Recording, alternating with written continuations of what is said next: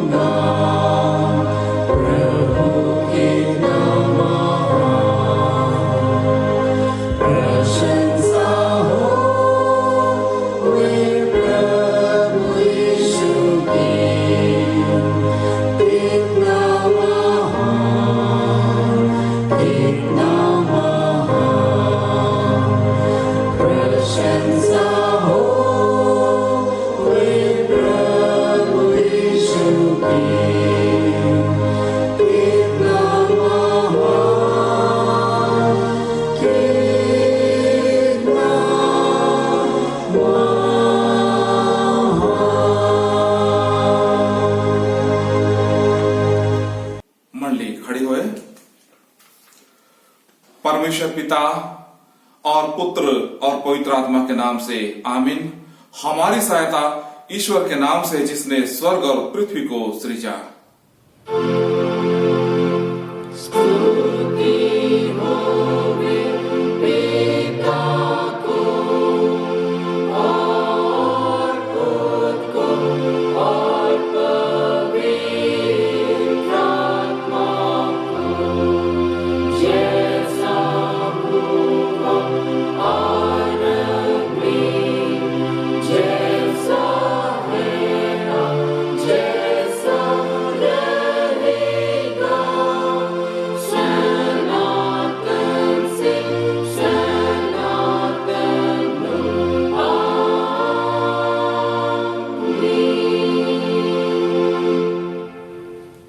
हम ईश्वर के सामने अपने पापों को दीनताई से मान लें। मंडली घुटने टेक कर या बैठ कर या प्रार्थना करें। हे सर्वशक्तिमान ईश्वर दयालु पिता, हम दीनताई से अपने सब पाप अपराधों को तेरे सम्मुख मान लेते हैं। तू अपने प्रिय पुत्र हमारे प्रभु यीशु ख्रिस्ट के कारण हम पर दया दृष्टि कर और हमारे सब पापों को क्षमा कर। आमीन।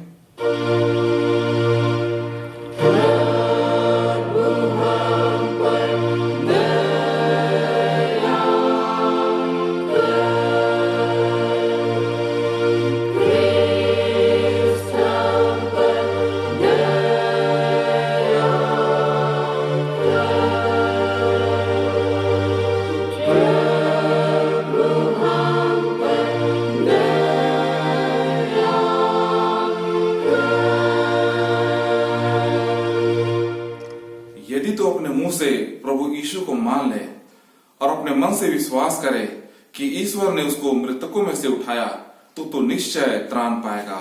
आमीन।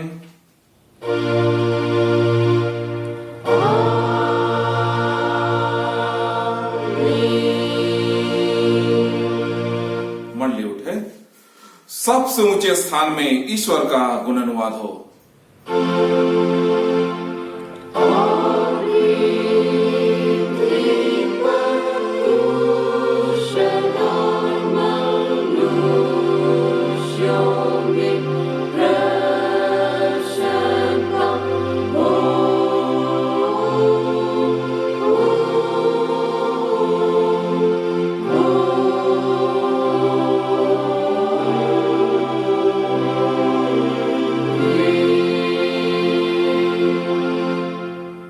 प्रभु तुम्हारे संग हो।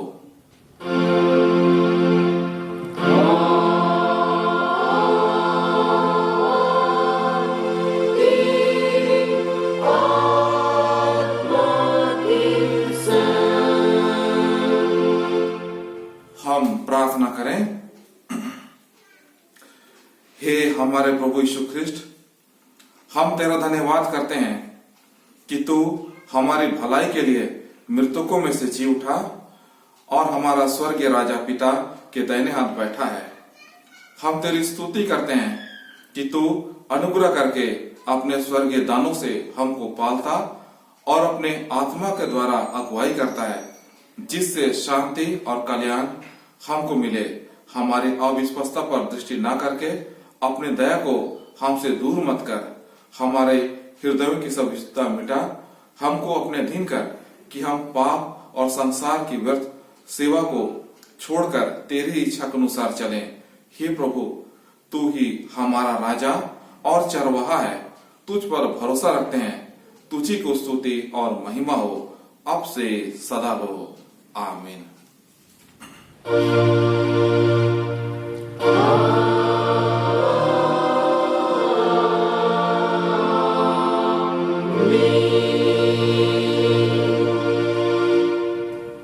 परमेश्वर के पवित्र वचन में से हम अगुवाई लें।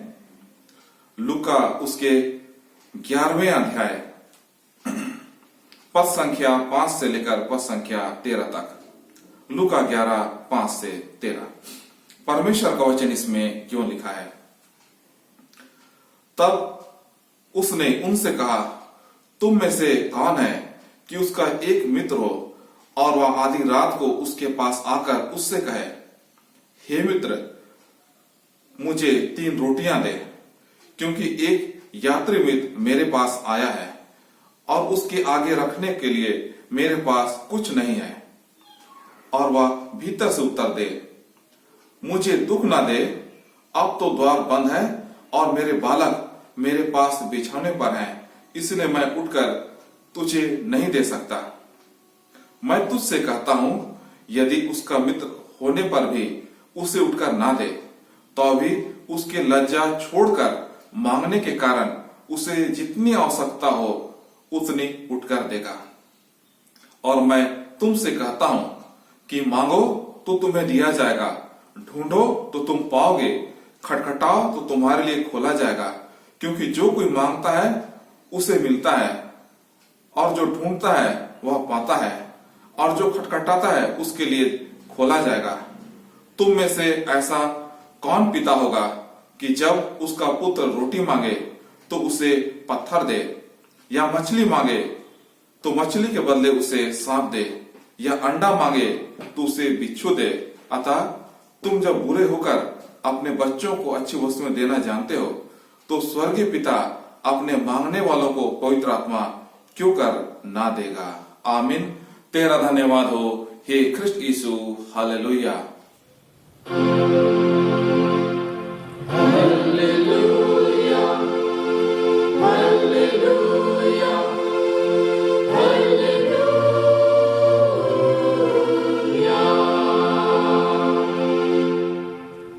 समस्त क्रिस्तानी कलीसिया के संग अपना महापवित्र विश्वास मान लेकर यूं कहें, मैं विश्वास करता हूं परमेश्वर पिता पर, जो स्वर्ग और पृथ्वी का सर्वशक्तिमान सृजनहार है, और उसके इकलौते पुत्र अपने प्रभु यीशु ख्रिस्ट पर, जो पवित्र आत्मा से गर्भ में आया, कुमारी मरियम से उत्पन्न हुआ, पांतुस पिलातुस के आगे से दुख उठाया, क्रूस पर चढ़ाया गया, मर गया और गाड़ा गया, पाताल में उतरा, तीसरे दिन मृतकों में से जी उठा, स्वर्ग पर चढ़ गया और परमेश्वर सर्वशक्तिमान पिता के दाहिने हाथ बैठा है, जहां से वे जीवितों और मृतकों को विचार करने को फिर आवेगा।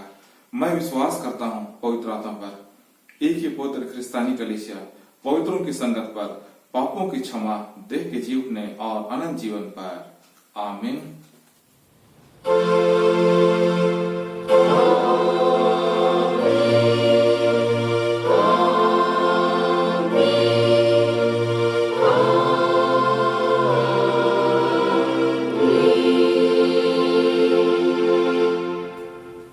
बैठ जाए। हम लोग गीत गाएंगे साक्षी वाणी 329। संसार का सबसे बड़ा वैद वह है हमारा यीशु।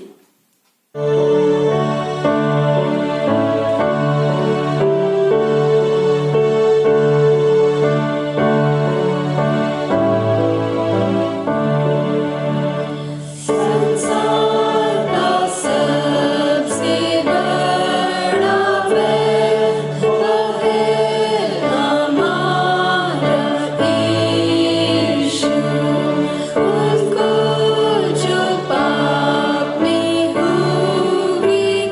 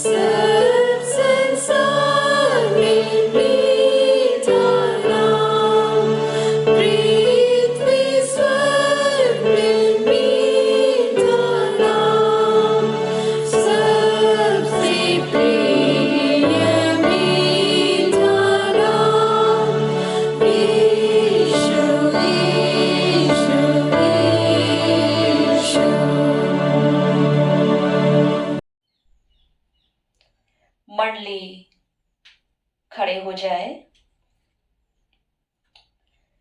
तुम्हें हमारे पिता ईश्वर और प्रभु यीशु ख्रिस्त की ओर से अनुग्रह और शांति बहुतायत से मिले। आमीन। आइए हम प्रार्थना करें। हे स्वर्ग और पृथ्वी के कर्ता पिता परमेश्वर, हम आपको संपूर्ण मन, हृदय, प्राण, आत्मा से धन्यवाद देते हैं, क्योंकि अब तक की जीवन की यात्रा में आपने हमारे जीवन में अपने प्रेम, दया और अनुग्रह को दिया और आज ऐसा मौका दिया कि आज हम लोग पवित्र दिन में रविवार आराधना को ऑनलाइन सर्विस के द्वारा करने पाती हैं। पिता परमेश्वर, आज के वचन पर तो अधिकाई से आशीष दे। हम सभी कोई आपके धर्म हाथों में सौंपे जाते हैं। या प्रार्थना को सुन और अपने राज्य में अनुग्रह के साथ ग्रहण कर ले। आमीन। आज के पवित्र दिन में हम लोग परमेश्वर के जीवित वचन को मनन के लिए सुनेंगे और वो हमें मिलता है याकूब की पत्री अध्याय 5 पद संख्या 10 से 18। याकूब 5 10 से 18। याकूब 5 10 से 18 में परमेश्वर का जीवित वचन यूं कहता है। हे भाइयों, जिन भविष्यवक्ताओं ने प्रभु के नाम से बातें की, उनको दुख उठाने और धीरज धरने का एक आदर्श समझो। देखो, हम धीरज धरने वालों को धन्य कहते हैं। तुमने अय्यूब के धीरज के विषय में तो सुना ही है और प्रभु की ओर से जो उसका प्रतिफल हुआ उसे भी जान लिया है, जिससे प्रभु की अत्यंत करुणा और दया प्रकट होती है। पर हे मेरे भाइयों, सबसे श्रेष्ठ बात यह है कि शपथ ना खाना, न स्वर्ग की, न पृथ्वी की, न किसी और वस्तु की, पर तुम्हारी बातचीत हाँ की हाँ और नहीं की नहीं हो, कि तुम दंड के योग्य ना ठहरो। यदि तुम में से कोई दुखी है तो वह प्रार्थना करे, यदि आनंदित है तो वह स्तुति की भजन गाए। यदि तुम में से कोई रोगी है तो कलीसिया की प्राचीनों को बुलाए और वे प्रभु के नाम से उस पर तेल मलकर उसके लिए प्रार्थना करे, और विश्वास की प्रार्थना के द्वारा रोगी बच जाएगा और प्रभु उसको उठाकर खड़ा करेगा। और यदि उसने पाप भी किए हो तो उनकी भी क्षमा हो जाएगी। इसलिए तुम आपस में एक दूसरे के सामने अपने अपने पापों को मान लो और एक दूसरे के लिए प्रार्थना करो, जिससे चंगे हो जाओ। धर्मी जन की प्रार्थना के प्रभाव से बहुत कुछ हो सकता है। एलिया भी तो हमारे समान दुखभोगी मनुष्य था और उसने गिड़गिड़ा कर प्रार्थना की कि मेघ ना बरसे, और 3.5 वर्ष तक भूमि पर मेघ नहीं बरसा। फिर उसने प्रार्थना की तो आकाश से वर्षा हुई और भूमि फलवंत हुई। आमीन। मंडली बैठ जाएंगे। मसीह में मेरे उपस्थित माता पिता, भाई बहन, परमेश्वर के विश्वासी जन, सबसे पहले आज के सुंदर अवसर के लिए हम पिता परमेश्वर को धन्यवाद दें, क्योंकि परमेश्वर ने विपरीत परिस्थितियों के बीच में हमें स्वस्थ और सुरक्षित रखा है। आज का जो रविवार है, या रविवार को हम रोगाती रविवार के नाम से जानते हैं। रोगाती अर्थात प्रार्थना करो, और परमेश्वर का वचन आज के दिन हम सभी लोगों से आह्वान करता है कि हम लोग प्रार्थना करें, प्रार्थना में जीवन व्यतीत करें, परमेश्वर की अनुग्रह तले उनकी उपस्थिति में अपना जीवन को व्यतीत करें, परमेश्वर पिता को धन्यवाद दें। उसी प्रकार से आज हम अपने जीवन को देखें तो आज एक मनुष्य इस संसार में एक यात्री है, और जिस दिन उनका जन्म होता है उसी दिन से वो जीवन के मार्ग पर अग्रसर होता है। बहुत सारी जवाबदेही, बहुत सारी जिम्मेदारी के साथ एक मनुष्य जीवन के मार्ग पर आगे बढ़ता है। इसी जीवन में बहुत चुनौती, संघर्ष, परिस्थिति, संकट, विपत्ति और आनंद के साथ वह मनुष्य धीरज के साथ आगे बढ़ता है। उसी प्रकार से आज हम लोग वचन में देखते हैं कि आज का जो लेखक है वह लेखक आज के दिन विशेषकर दो बातों पर विशेष बल देता है, दो बातों पर विशेष प्रकाश को देता है। पहला है धीरज धरना। मनुष्यों के जीवन में, विश्वासियों के जीवन में धीरज धरना एक बहुत बड़ा काम है। उसी प्रकार से दूसरा है प्रार्थना करना। प्रार्थना करना मसीही जीवन में प्रार्थना का बहुत महत्वपूर्ण स्थान रखता है।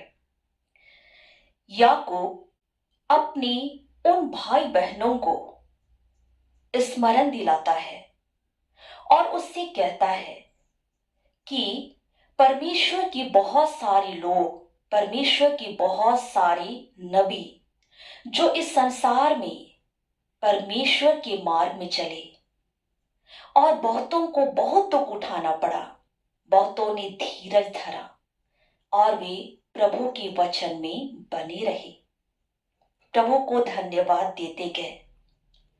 और परमेश्वर की दृष्टि में धीरज धरने वालों को धन्य कहा गया है। और इसका सबसे बड़ा उदाहरण हमारे लिए अय्यूब है।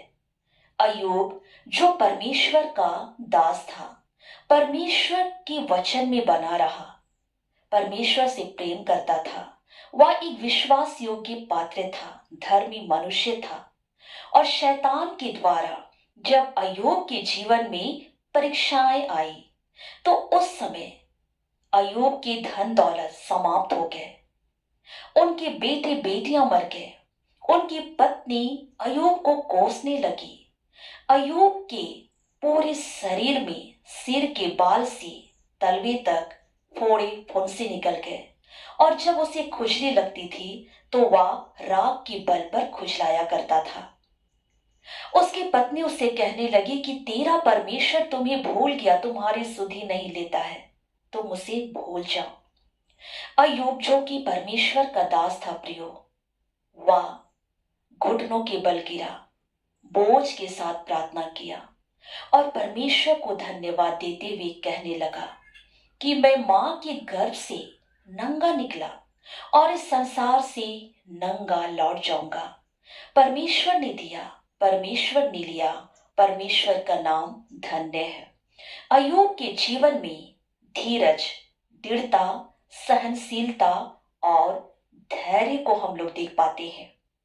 हम लोग उदाहरण के लिए जब धीरज की बात करते हैं तो हम लोग एक किसान को देखें।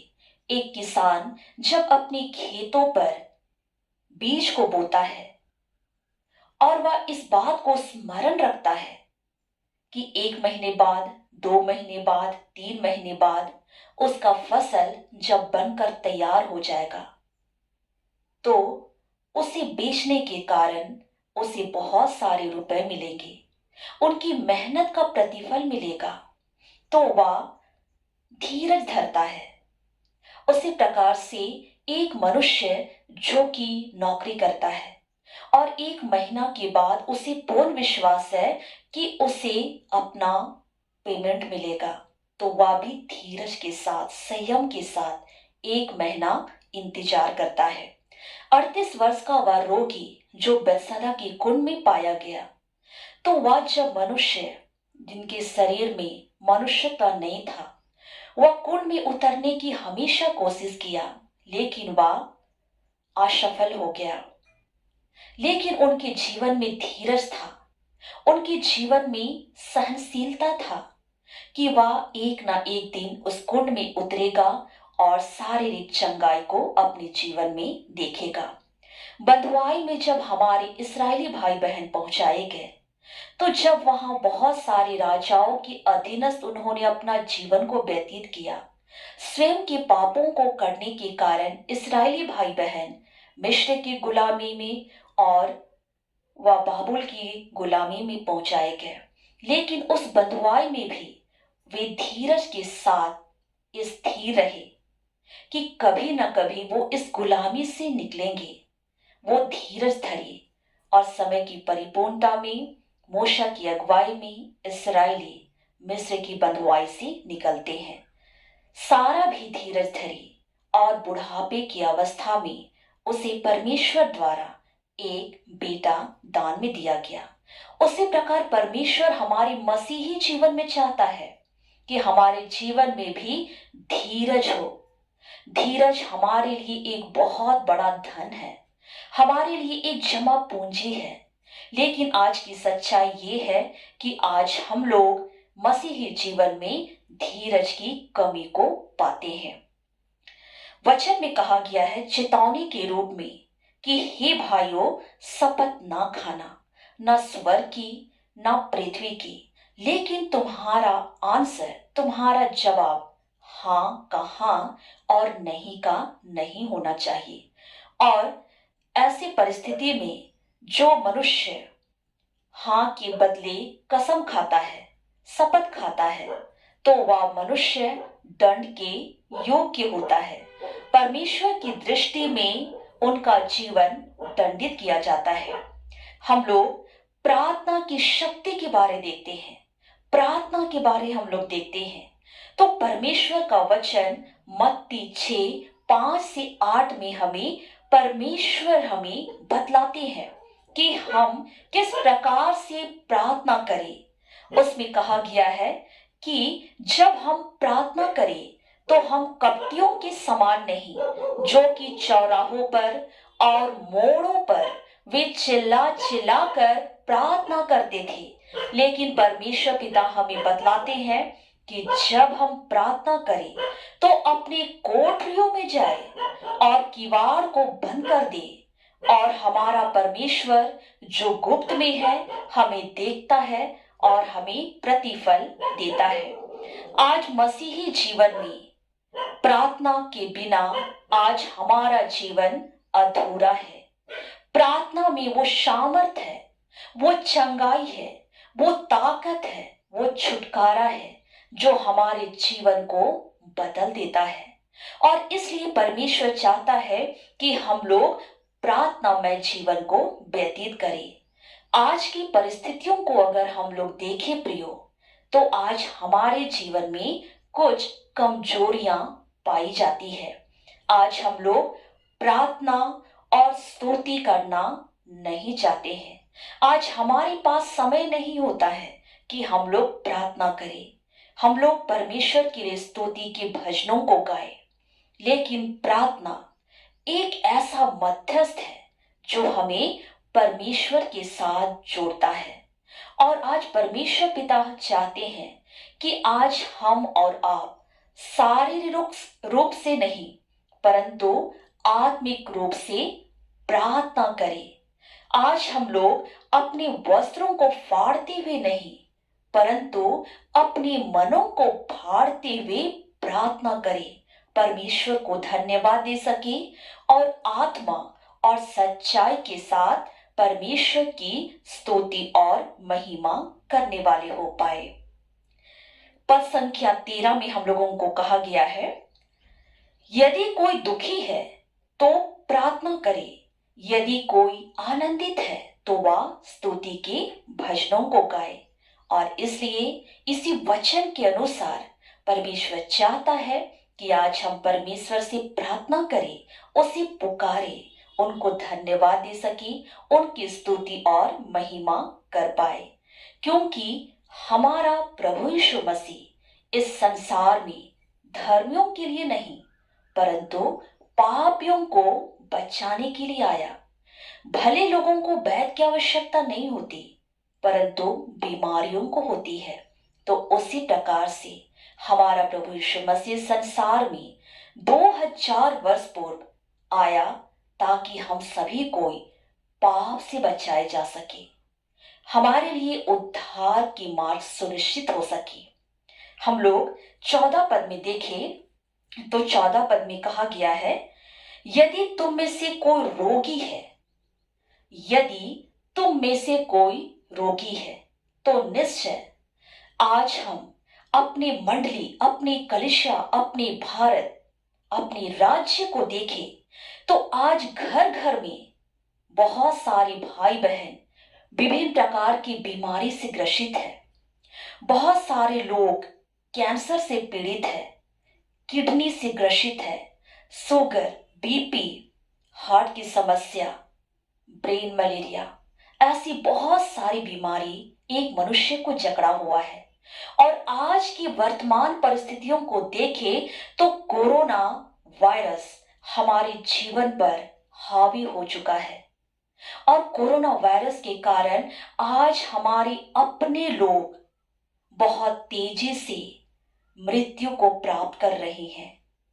और ऐसी परिस्थिति में परमेश्वर का शांतिदायक वचन आज के दिन हम सबों से कहता है, यशायाह 41 का 10 में, मत डर क्योंकि मैं तुम्हारे साथ हूं, इधर उधर मत ताक क्योंकि मैं तेरा परमेश्वर हूं। आज परमेश्वर अपने वचन को हम सबों के जीवन में दिया है।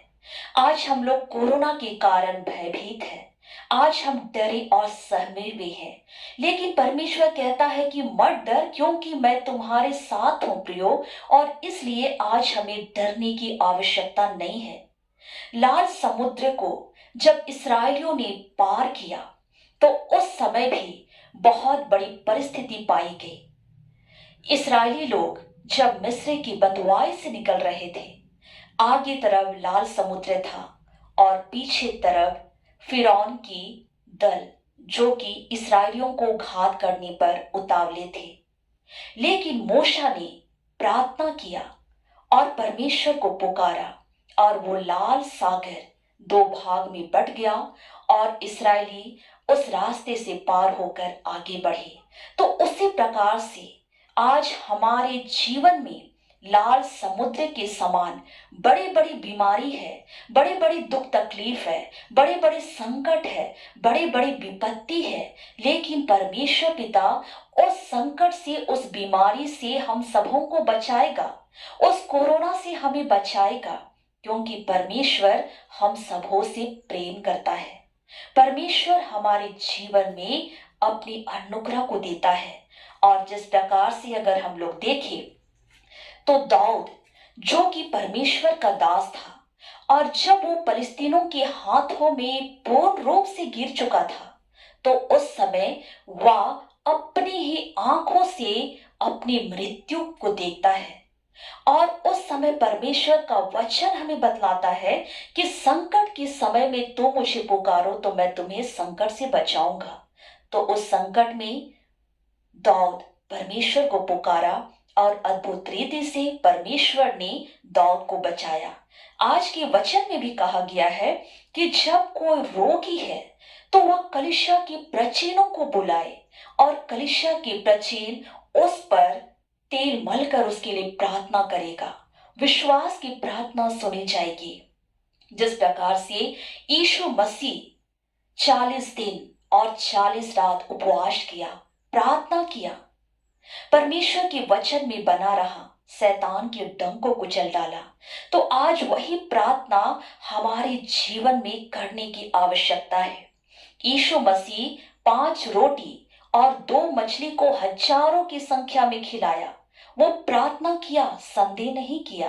तो उसी प्रकार से आज हमें और आपको विश्वास की प्रार्थना करना है। लेकिन आज हम लोग बहुत सारे भाई बहन कहते हैं कि हमारी प्रार्थना सुनी नहीं जाती। लेकिन आज हम लोग प्रार्थना करते हैं तो अपने स्वार्थ के लिए प्रार्थना करते हैं। हमारी प्रार्थना में संदेह पाया जाता है कि होगा कि नहीं होगा, तो इसी कारण हमारी प्रार्थना सुनी नहीं जाती है। और परमेश्वर पिता हमें अपने वचन में कहता है कि अगर तुम्हारा विश्वास राई के दाने के समान हो और तुम इस पहाड़ से कहो तो वो समुद्र में जा गिरेगा। तो इसलिए हम सबों को विश्वास की प्रार्थना करने की आवश्यकता है।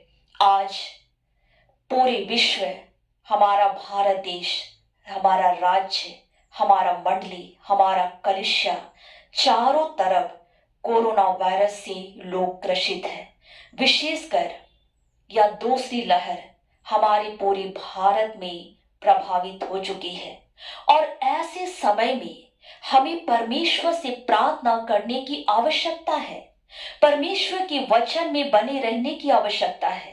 परमेश्वर को पुकारने की आवश्यकता है।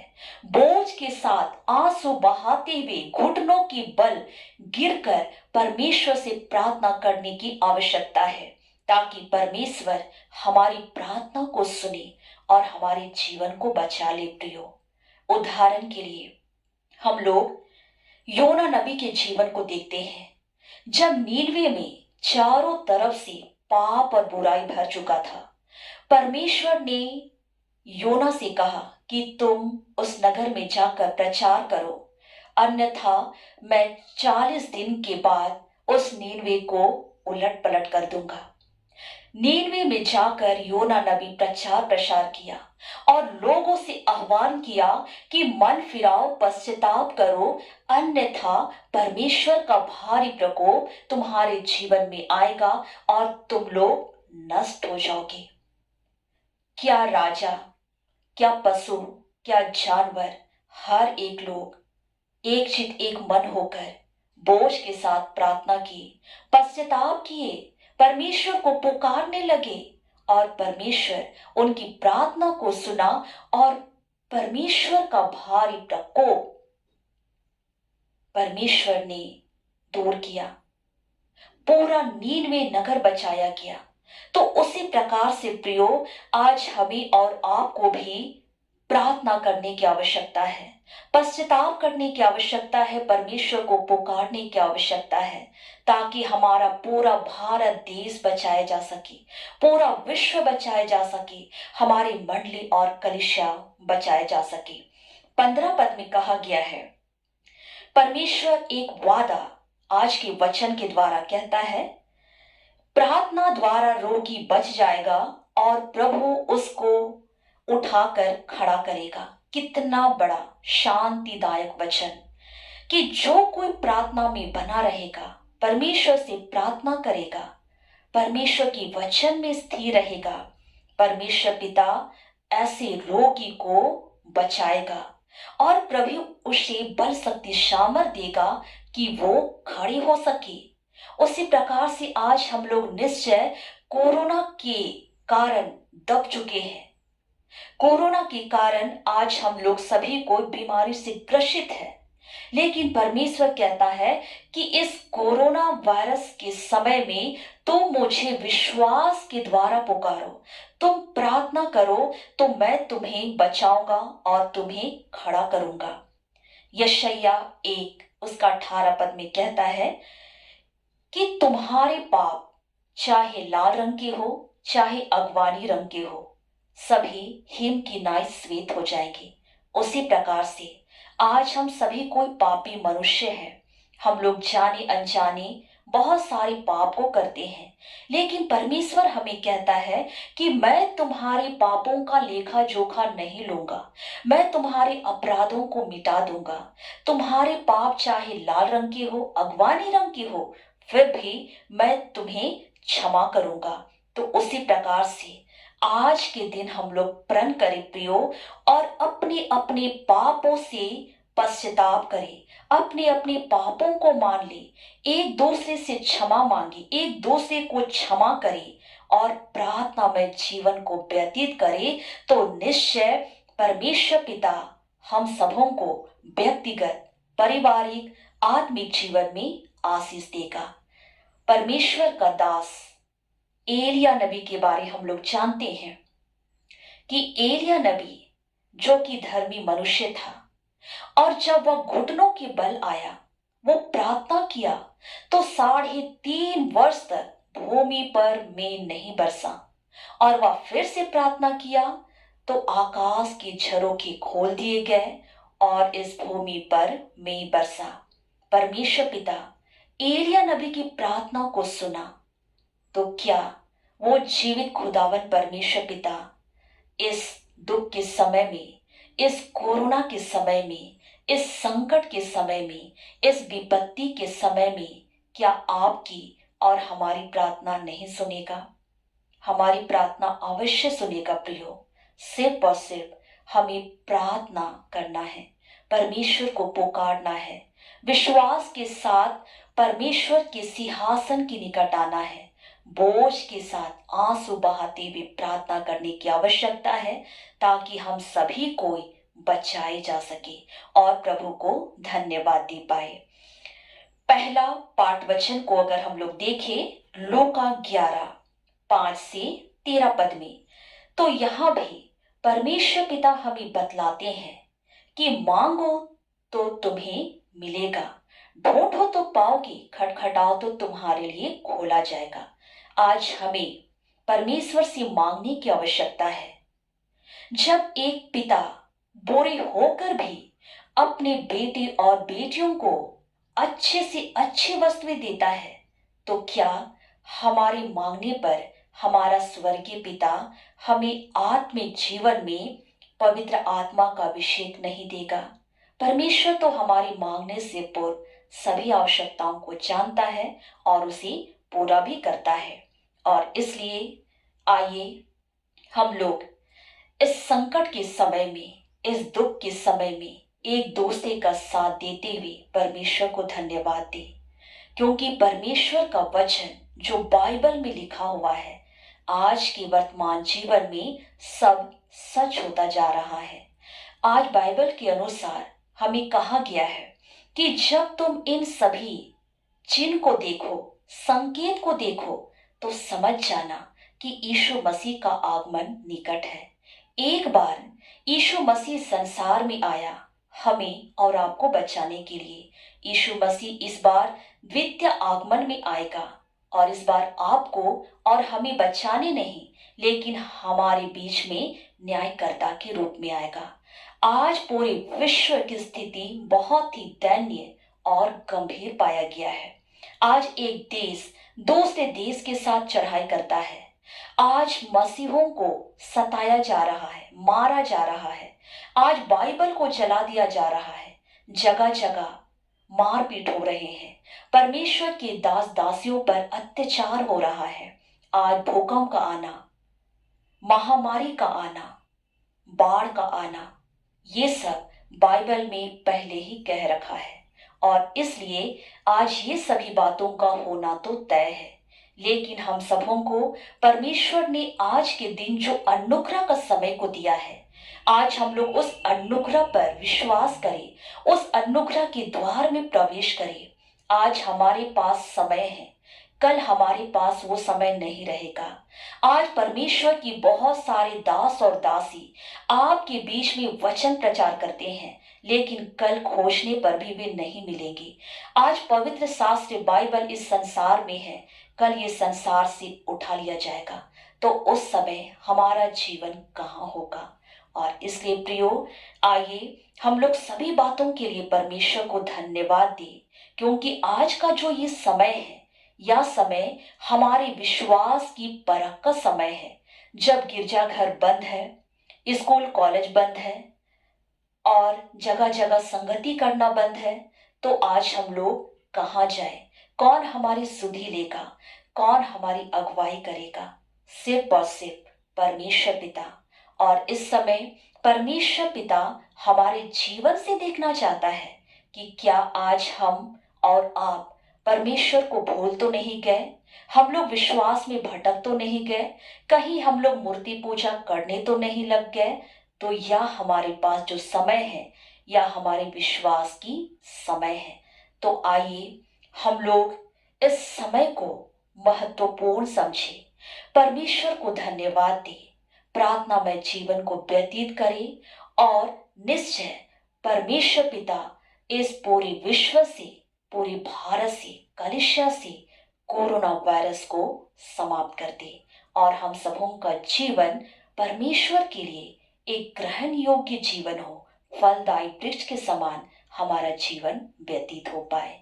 तो पिता परमेश्वर आज के वचन पर बहुतायत के साथ आशीष दे। आमीन। आइए हम प्रार्थना करें। हे स्वर्ग और पृथ्वी के कर्ता पिता परमेश्वर, हम संपूर्ण मन से आपको धन्यवाद देते हैं क्योंकि आपने अपने वचन को हमारे जीवन में बो दिया और विपरीत परिस्थितियों के बीच में हमारे जीवन को आपने स्वस्थ और सुरक्षित रखा है। धन्यवाद देते हैं, तो हमारी सहायता कर, आज के वचन को शैतान चुराने ना पाए। यही वचन हमारे पांव का दीपक और मार्ग का उजाला हो पाए। इसी वचन के अनुसरण हमारा संपूर्ण जीवन व्यतीत हो पाए। हर एक लोगों को आपके हाथ में हम सौंपते हैं और यह प्रार्थना आपके इकलौते पुत्र हमारे प्रभु यीशु मसीह के नाम से मांगते हैं। यह प्रार्थना को सुन और अपने राज्य में अनुग्रह के साथ ग्रहण कर ले। आमीन। और ईश्वर की शांति जो समस्त ज्ञान से ऊर्ध्व है, ख्रिस्त यीशु में प्रत्येक के हृदय और मन की रक्षा करे अब से सनातन लो। आमीन। हम लोग आगे गीत गाएंगे। साक्षीवाणी गीत संख्या 69। ख्रिस्त यीशु ने हराया शैतान का सारा दल, दोषदायक बांधा गया, नष्ट हुआ पाप का बल।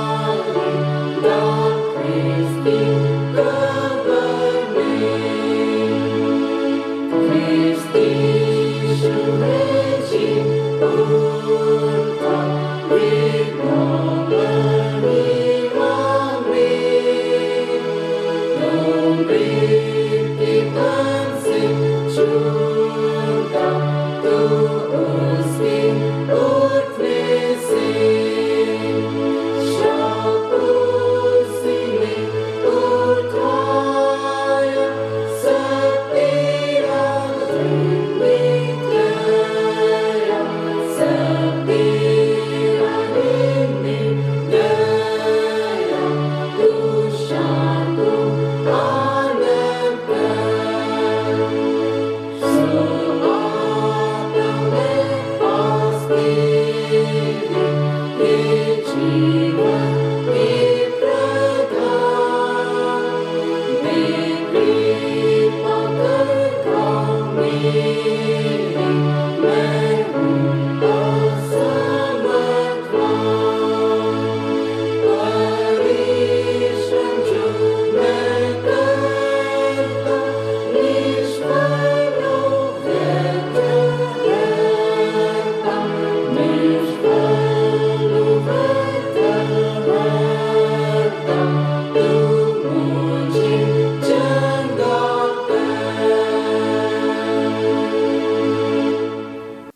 मंडली उठे।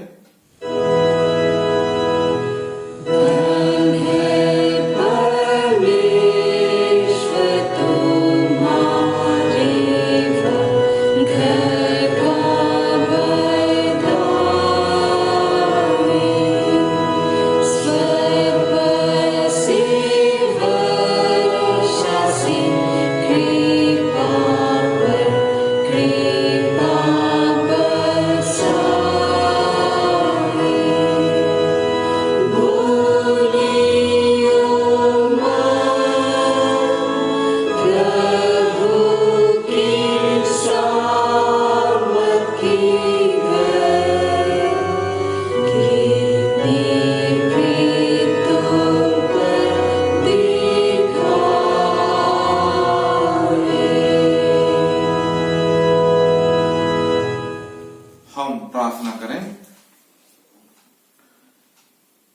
हे प्रभु परमेश्वर स्वर्गवासी पिता, हम तेरी विनती करते हैं अपने ख्रिस्तानी कलीसिया और उसके सारे सेवकों की अगुवाई कर कि वे तेरे वचन के निर्मल उपदेश में ठहरे, जिससे सच विश्वास और प्रेम हमें बढ़े और दिखाया जाए। हे प्रभु भारतीय रिपब्लिक के हमारे प्रेसिडेंट, इस प्रांत के गवर्नर, राज्य के सभाओं, मंत्रिमंडलों, सब न्याय और हकीम और सब राज कर्मचारियों को आशीष दे और उनकी अगुवाई कर कि वे न्याय और धर्म से देश की सेवा करें और कुशल चैन सारी भक्ति और गंभीरता से काल बिताएं। हमारी कलीसिया सभाओं, सेंट्रल काउंसिल, डायसेशन काउंसिल और कलीसिया खंड मंडली सभाओं का आशीष दे कि वे इस मंडली को तेरी पवित्र इच्छा के अनुसार चलाएं। जगत की लूथरन कलीसिया और देश विदेश के हमारे सभी ख्रिस्ट विश्वासी मित्रों को आशीष दे कि हम ख्रिस्ट प्रेम और सहयोग में आगे बढ़े और जगत में तेरी साक्षी के लिए अधिक सामर्थ पाए। हमारी कलीसिया सब काम पर आशीष दे, लड़के लड़कियों की शिक्षा पर आशीष दे कि वे तेरे भय, प्रेम और भरोसा में बढ़ते जाएं। कलीसिया के विद्यालयों, शिक्षण परिषद संस्थाओं, महाविद्यालय और अन्य संस्थाओं को संभालो, उनकी बढ़ती दे और उनके द्वारा कलीसिया के लिए आत्मिक और लौकिक आशीष दे। खेती बाड़ी और हर एक काम उद्यम को सफल कर, जिससे हर कोई सुवेग से तेरे आगे चले और अपनी जीविका पाए। अपनी कृपा से उन समूह पर दृष्टि कर जो कंगालपन, रोग और नाना प्रकार के साकेती और दुख में उनको शांति दे। हे पिता, इस दुख के घड़ी में जब पूरा विश्व प्रभु कोरोना के प्रकोप से है, हे पिता, हर एक बीमारों पर अपना हाथ रख और सबों को चंगाई दे। हे पिता, जिन्होंने प्रभु अपने प्रियों को खो दिया है, उनको अपनी शांति और सुरक्षा प्रदान कर कि वे इस दुख के घड़ी से आगे बचाए जा सके। हमारे कलीसिया के सब भाई बहनों की रक्षा कर जो दूसरे देशों में चले गए हैं, कि वे सब जोखिम और परीक्षा में विश्वासी ठहरे। हम उनके लिए भी तेरी विनती करते हैं जो मंडली से निकाले गए व उलट हुए हैं, उन पर दया कर कि वे सच्चे प्रस्ताव से तेरी ओर फिरे। सब मनुष्यों को ताए ठहर और जो अंधियारे में बैठे मुक्ति को उजाला प्रकाश कर। हमको अपस्तापी मृत्यु से बचा और अंत में अपने प्रिय पुत्र हमारे प्रभु यीशु ख्रिस्ट के द्वारा स्वर्ग राज्य में ग्रहण कर। हे हमारे पिता, तू जो स्वर्ग में है, तेरा नाम पवित्र किया जावे, तेरा राज आवे, तेरी इच्छा जैसे स्वर्ग में से पृथ्वी पर हो। हमारे प्रतिदिन की रोटी आज हमको दे और हमारे अपराधों को क्षमा कर, जैसे हम अपने अपराधियों को क्षमा करते हैं, और उनको परीक्षा मत डाल, परंतु बुरे से छुड़ा, क्योंकि राज और पराक्रम और महत्व सदा तेरी है। आमीन।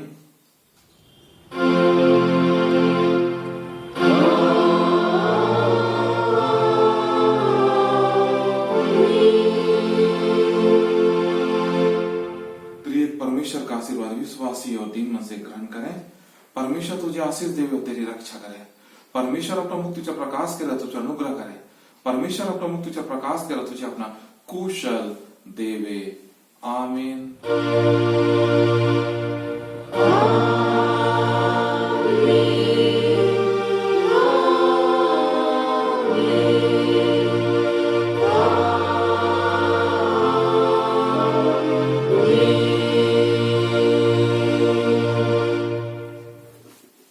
यीशु सहाय।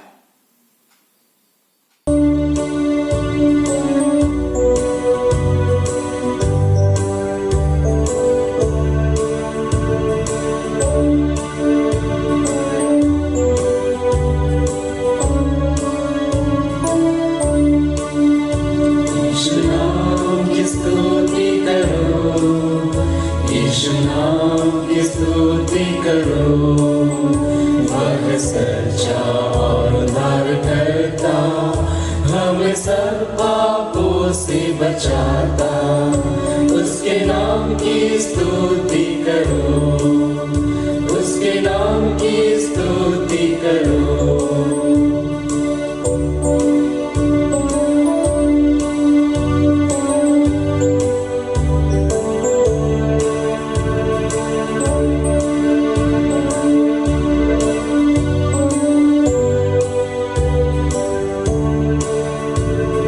कोरोना के कठिन समय में जब सारा संसार है डरता, कोरोना के कठिन समय में जब सारा संसार है डरता, उसे पुकारो वो सुनता है।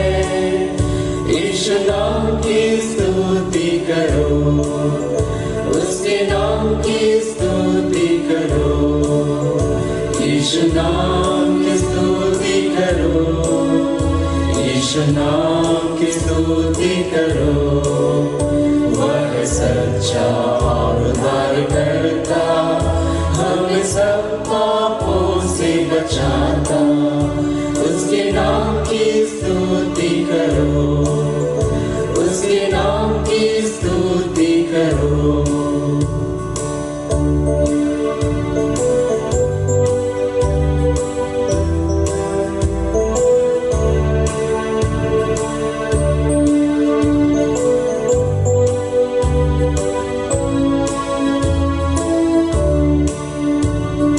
फिर आओ मन उसके निकट आओ, वो सब संकट से उबारता। फिर आओ मन उसके निकट आओ, वो सब संकट से उबारता। उसे पुकारो वो सुनता है। यीशु नाम की स्तुति करो, उसके नाम की स्तुति करो। यीशु नाम की स्तुति करो, यीशु नाम की स्तुति करो। वह सच्चा और उद्धार करता, हमें सब पापों से बचाता। उसके नाम की स्तुति करो, उसके नाम की स्तुति करो।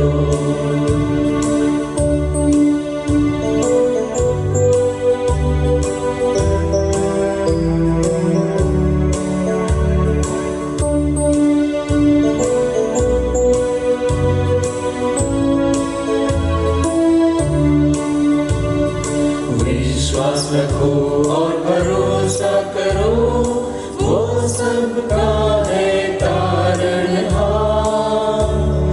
विश्वास रखो और भरोसा करो, वो सबका है तारनहार। उसे पुकारो वो सुनता है। यीशु नाम की स्तुति करो, उसके नाम की स्तुति करो। यीशु नाम की स्तुति करो, यीशु नाम की स्तुति करो।